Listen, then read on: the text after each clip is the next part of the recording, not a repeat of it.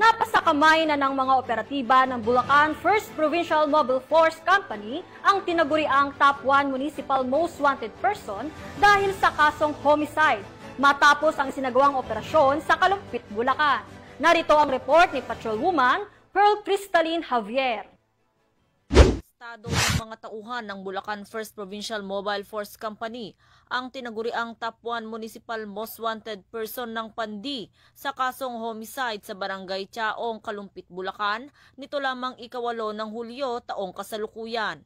Kinilala ni Police Lieutenant Colonel Jerome J. Sunga Ragonton, Force Commander ng Bulacan 1st PMFC, ang akusado na si alias Michael, 42 anyos, isang pintor at residente ng Barangay Gatbuka, Kalumpit, Bulacan.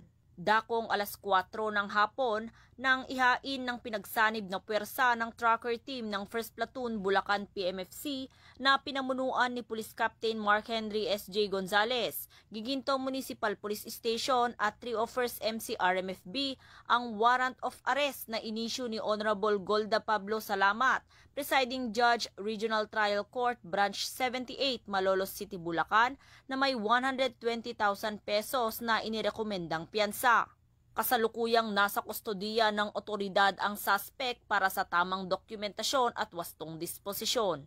Patuloy na isinasagawa ng Bulacan PNP sa pamumuno ni Police Colonel Angel Garciliano, Acting Provincial Director ng Bulacan Police Provincial Office, ang serye ng mga operasyon bilang bahagi ng pinaigting na kampanya laban sa lahat ng anyo ng kriminalidad upang mapanatili ang kapayapaan, kaayusan at kaligtasan ng bawat mamamayan sa kanilang nasasakupan. Mula dito sa Bulacan Police Provincial Office, ako ang inyong PNN correspondent, Patrolwoman Pearl Crystalline Javier, alagad ng batas, taga-taguyod ng Balitang Pulis.